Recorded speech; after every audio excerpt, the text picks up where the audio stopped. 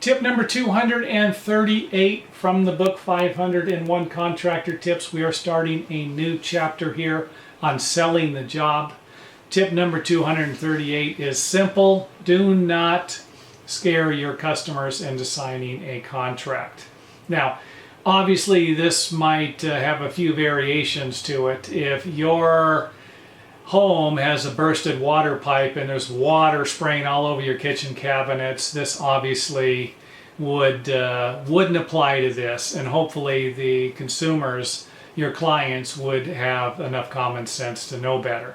But this is more based upon, you go over to someone's house and you see some damage and it's a safety hazard. You know it and they know it, or they might not know it, but there's no need for you to shove it down their throat. You know, hey, your children over there that are 19 years old, okay, your children that are 5 years old, they're walking around the house, and they fall in this thing, they could get seriously injured or even killed. You know, this is what I'm suggesting you don't do.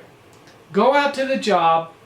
You go out to the job, you assess the situation, you provide them with a price, and you might say, you know what, if this was me, I would get this fixed as soon as possible.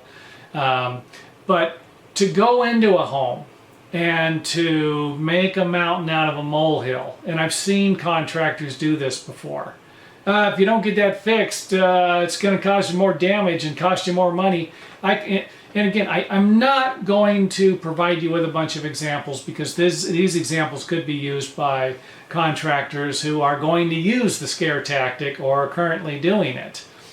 My whole theory around avoiding this type of sales pitch is to develop a reputation of honesty with integrity, not questionability.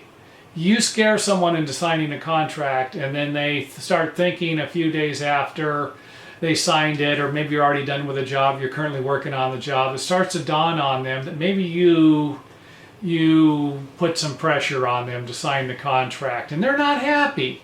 Well, guess what? Unhappy customers aren't going to refer you to other customers, and you can't afford to have unhappy customers.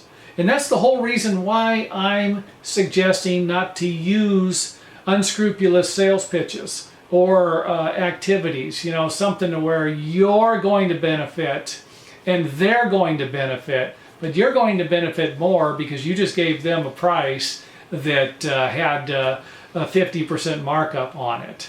So again, it's simple. You're in business to make money. I understand that, but you do not need unhappy customers. And this is a sales tactic right here that can provide you with unhappy sales customers. So I'm just strongly suggesting to avoid using it at all costs.